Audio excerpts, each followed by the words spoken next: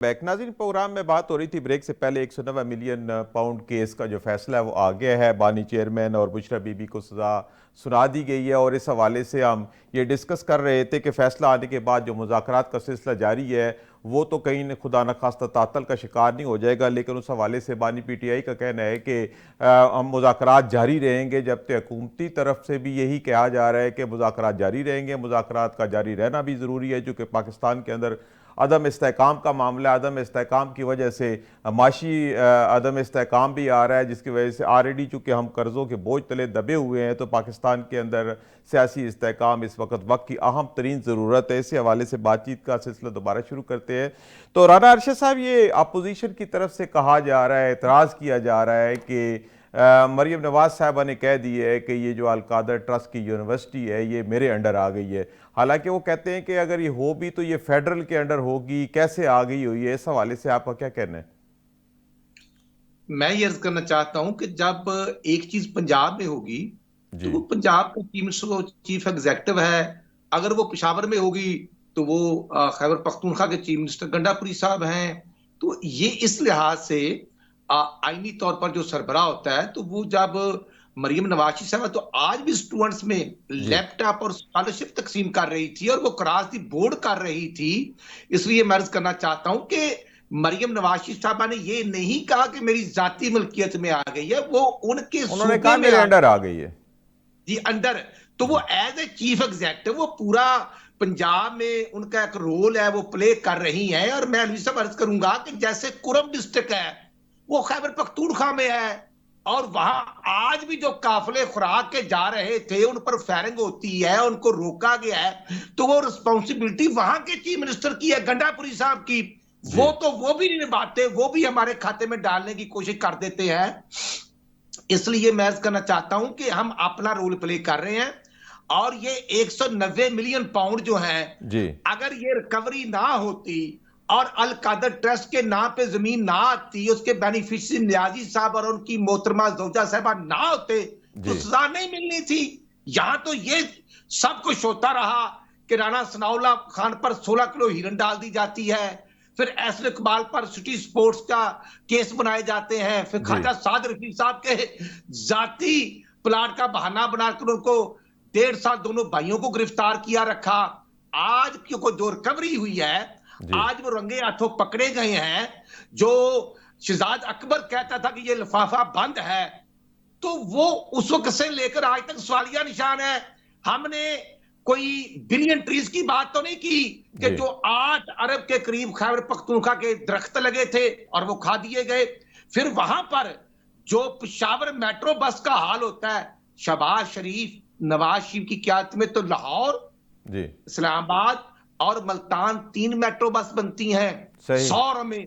और वहां 135 अरब में न्याजी साहब की सुपरविजन में 135 अरब का डाका अवाम की जेब पर वहां पर मारा जी। जाता जी। है। अच्छा। उसका तो जवाब नहीं देते। जी। जी। अच्छा इसलिए मैं अर्ज राना करना साहब, चाहता ये आज पंजाब असम्बली में कोरम पूरा ना होने की निशानदेही जो है वो हुकूमती रुकन सईद अकबर नौमानी ने की और नवानी ने की, और फिर असम्बली का इजलास जो है वो वक्त से पहले ही जो है मुलतवी कर दिया गया। हालांकि मुतवक्का था कि आज PTI की तरफ से कोई असम्बली के अंदर बात होगी और कोई एहतजाज होगा। तो इस हवाले से ज़रा बताएं कि इजलास एकदम बहुत उजलत में क्यों मुलतवी कर दिया गया है?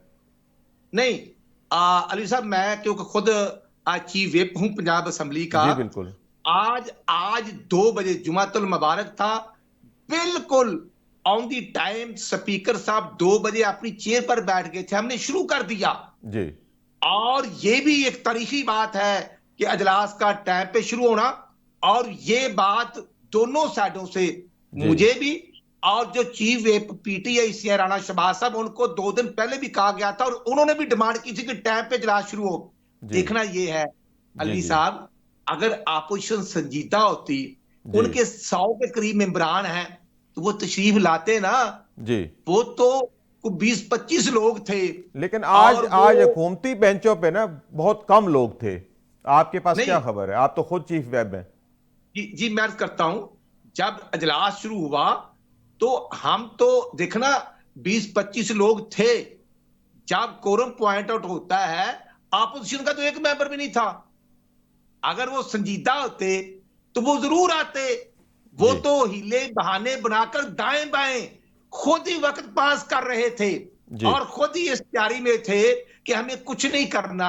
अगर वो करने के मूड में होते तो कोरम के लोग तो उनके पास भी होने थे, जी हमारे लोग भी आए थे। अब जी क्योंकि कोरम जो है, जी जी जब सरकारी लेजिस्लेशन जी होती जी है तो जी फिर जी राणा हमारी साहब, जिम्मेदारी। बातचीत का सिलसिला आगे बढ़ाते हैं। आपसे आपका मौकफ आ गया इस हवाले से। ये यासर बलोच साहब, आपको मेरी आवाज आ रही है?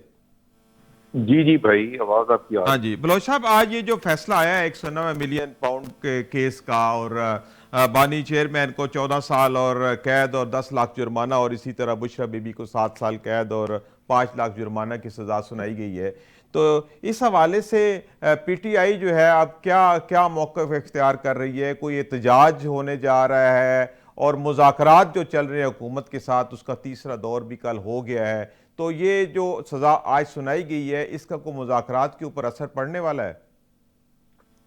प्यारे भाई, सबसे पहले तो आपका शुक्रिया, आपने मुझे मौका दिया। जी एक शेर है कि सारे असीर ही मुजरिम नहीं होते, कैद खानों में यूसुफ भी लाए जाते हैं। जी यहाँ पे बहुत सारे सो कॉल्ड लीडर्स हैं जिनको पहले भी बड़ी बड़ी लंबी सजाएं हो चुकी हैं, जी और ये मेरे काबिल एहतराम भाई हैं, नून लीग को रिप्रेजेंट कर रहे हैं। जी ये भी जो फरमा रहे थे, जी हमने नून लीग के एहतजाज भी देखे हुए हैं। जब मियां साहब आए थे इंग्लैंड से, और वो यहाँ पे एक्सपेक्ट ये कर रहे थे कि पूरा लाहौर जैम पैक होगा, जी ठीक है, और अवाम का ठाठे मारता समुद्र होगा। खिड़की के बाहर उन्होंने देखा ना बंदा ना बंदे दी जात। देखिए, बात यह है, हम देखें ये कि हम जा किस हिम्मत पे रहे हैं एज ए कौम। मुल्क हमारा किस जगह पे खड़ा हुआ है, पॉलिटिकली तौर पर हमने कुछ सीखा है या नहीं सीखा? आया सिर्फ हमने पॉलिटिक्स यही करनी है कि मेरा तेरा कुत्ता कुत्ता तो मेरा कुत्ता टॉमी? भाई, यहाँ पर मुल्क में मैं ये समझता हूँ कि वैल्यूज चेंज होनी चाहिए, जी और गलत को गलत और सही को सही कहने की रिवायत बनानी चाहिए, चाहे वो कोई भी कह रहा हो। सही। आपकी अपनी जमात में कुछ गलत हो रहा है तो किसी भी पॉलिटिकल वर्कर में इतनी अखलाकी जरूरत होनी चाहिए कि वो स्टैंड करे और इस मुल्क और आने वाली नस्लों की बेहतरी के लिए वो उसकी इस्लाह की कोशिश करे। अब आते हैं इस फैसले की तरफ। इमरान खान का क्या कसूर है? पैसे उसके अकाउंट में थे, खान साहब ने चोरी की है, चोरी किया, बरामद करें, क्यों नहीं करते? और अगर इमरान खान साहब ने नबी करीम सल्लल्लाहु अलैहि वसल्लम की सीरत मुबारका पे जो है वो एक उसको करने के लिए एक यूनिवर्सिटी बनाई, रूहानी अलूम पे बेस करती थी। ये बात आपकी ठीक है, लेकिन हुकूमत की तरफ से कहा जाता है कि चूंकि पैसे बाहर से आए थे, खान साहब के अपने नहीं थे, तो ये इस तरह ये तरीकाकार गलत है। यानी यूनिवर्सिटी बनाने के ऊपर तो कोई एतराज नहीं कर रहा, वो पैसे की ट्रांजैक्शन और उसके इस्तेमाल के ऊपर एतराज उठा रहे हैं। सर, गुजारिश ये है कि पूरी दुनिया देख रही है, एक एक हमारे अमल को देख रही है, और एक एक हरकत जो है वो तारीख का हिस्सा बन रही है। एट दी एंड यहाँ पे भुट्टो साहब को भी उन पे आया कि जी वो क्या है जी, जुडिशियल मर्डर है। कब आया? 30-35 साल बाद पता चला कि नहीं जी नहीं, हमने एक लीडर जाया कर दी है। ठीक है, तो बजट करते रहे एक्सपेरिमेंट।